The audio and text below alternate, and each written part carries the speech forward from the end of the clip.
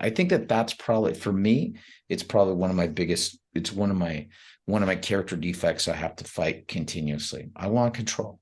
I want to be God. I want life. I want life and people and work and career. I want to go the way that I want it to go. I know better. And if only everybody else did stuff the way that I want them to do, then the world would be a perfect place. But it wouldn't. Yeah. It wouldn't be.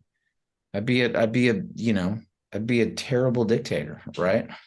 Yeah. Let me ask your wife if that would be the case. Yeah. It's interesting. I'm reading the author and podcaster Michael Malice. I'm reading his book called The White Pill, and The White Pill kind of does an overview about um, communism and the creation of Soviet Russia.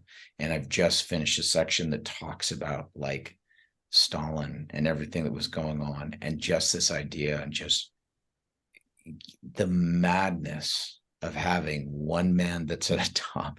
Like, when Stalin when Stalin was at the end of his life, he lasted until he was like 70. This is a guy that he was a monster with the stuff that he did.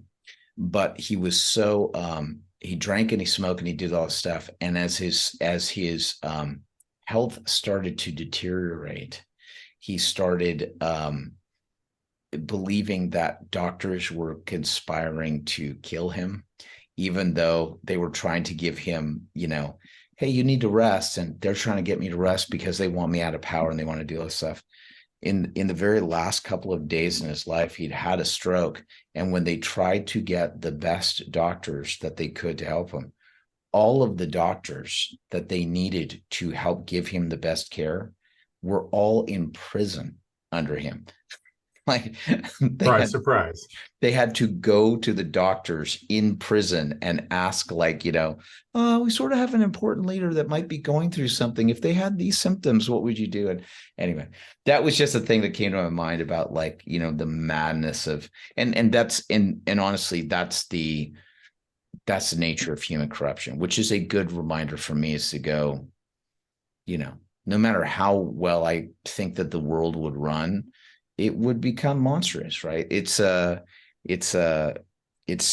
in the One Ring, right? Yes. As much as I want to, Kate and I were watching that the other day, and as much as I want to be like an Aragorn, or as much as I hope to someday be a Gandalf, or someday, someday I might feel like a Frodo.